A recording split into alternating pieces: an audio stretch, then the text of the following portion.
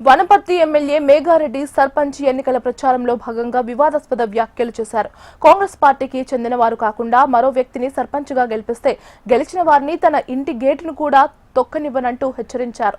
ఇతర పార్టీ వాళ్లు సర్పంచ్గా గెలిచి చిన్న పెద్ద పనుల కోసం తన వద్దకే రావాల్సి ఉంటుందని, వచ్చిన వారిని మెడలు బట్టి బయటకు గెంటేస్తానంటూ వ్యాఖ్యానించారు.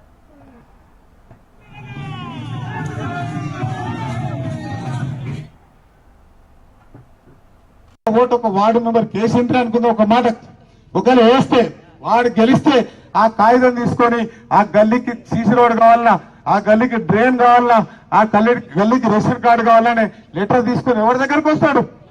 ఎవరి దగ్గరికి? మేఘారెడ్డి దగ్గరికి రావాలి. వనపర్తికి మేఘారెడ్డి దగ్గరికి వస్తే గేటు బయట నిలబెట్టి బయటికి పంపేస్తాం. అసలు చేసే సమస్య లేదు.